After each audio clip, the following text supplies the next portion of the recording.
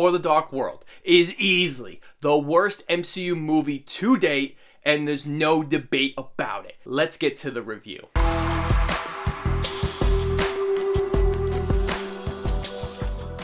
We are back with our MCU Mondays, starting with the 9th film in the chronological order, Thor: The Dark World, which is a sequel to the 2011 film Thor, and a sequel to the 2012 film The Avengers. This film takes place 1 year after the events of The Avengers, and we see how Thor deals with Earth, Asgard, and the rest of his life since the invasion in New York. We also deal with Jane Foster and the Dark Elves in an uninteresting, boring, and absolutely hollow movie. And I have just somehow avoided a second rewatch so many times in my life. I have absolutely no idea how I have, considering I went to the Marvel movie marathon, which is the shirt that I got from there, and fell asleep because it was playing at 2 in the morning. After watching it for a second time, this movie does have elements that are better than the first Thor film, but ultimately has nothing to it, and the characters are so bland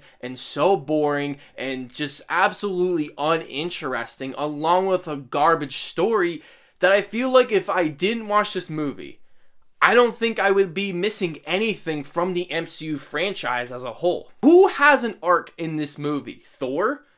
Absolutely not. I guess at the end he does. Whatever. Jane Foster, she has no arc. Everyone is exactly the same characters you have seen before this movie. The story itself is just so bad because we have the introduction of the Dark Elves, which is absolutely the most forgettable villains of the entire franchise. I don't think anyone remembers these guys because, well, only the big fans like me remember them just because of the franchise as a whole. But if you ask any casual Marvel viewer, they probably don't even remember what these things were, what they were about, because all they do is shove in a shoehorned garbage storyline about where they came from, what are they doing, and it was just filled with the most boring and dull dialogue. I wasn't even gonna bother trying to figure out where these things come from because that's just a waste of time and energy on me to deal with when the movie doesn't even care about it itself. This movie also jumps all over the place as we have this relationship between Thor and Jane Foster that seems to kind of delve into the relationship more after she hasn't seen them for a while and he's been busy with his work, you know? I don't know what it is with the two of them. I don't know if it's just the writing or the chemistry, but just something's not right. I feel absolutely nothing for the two of them. Dialogue in this movie is just horrible. I mean, so damn boring. It feels like a big studio like Marvel and Disney went in and they just made a checklist of everything they needed. And they were like, okay, we're going to have this dialogue. We're going to have dialogue that just explains what happens. It's like they went in to build this cool trailer to get people into this movie. And then people watched it and it sucked. I could not stand the humor in this movie. It has some of the worst and forced jokes possible. It doesn't even seem like they tried in the creative department with this. And I know Marvel has a problem with their humor at times. And I think the movies do get funnier as they go along.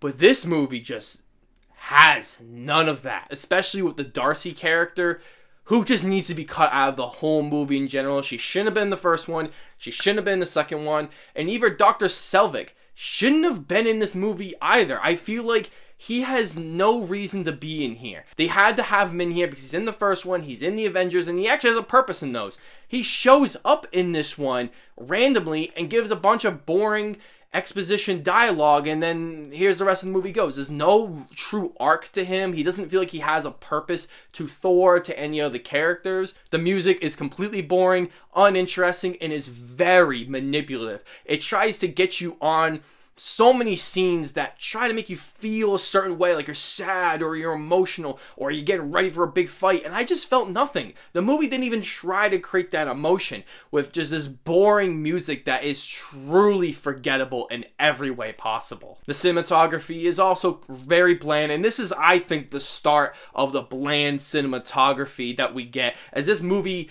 does look very similar to a lot of other Marvel movies because they all try to have that same look to all of them. them, and there's nothing cool or stylistic going on with this movie. The movie does have some pretty good action sequences that are 100 times better than the first Thor movie, and that could be due to having a different director of Alan Taylor stepping in for Kenneth Branagh, with having no Dutch angles in this one. Thank God almighty. And there's actually a ton of action in this one, with big explosions, huge amounts of CGI being used, and Thor just kicking the crap out of all these dark elves. It is very entertaining, and I wish there were more action that were sprinkled throughout this movie. That this movie does have a problem like the first Thor film, but at least I could probably watch this movie a little bit more at times because of the action sequences. They're shot better, they are edited so much better, and it looks more like a competent movie, which makes it better than the first Thor film in the action department. Overall, this is a big waste of time that just has nothing to this movie. It feels like a side quest sequel film that shouldn't have been made. It doesn't change any of the characters' arcs. It doesn't move any story along. It doesn't feel like it's impacting the series as a whole. It didn't change anything that they had done in the first film, in the Avengers film, with horrendous dialogue, horrendous writing, and just a very boring and hollow movie that feels like they didn't put any creative, stylistic elements into this movie. I'm giving this movie a big fat 3 out of 10. So,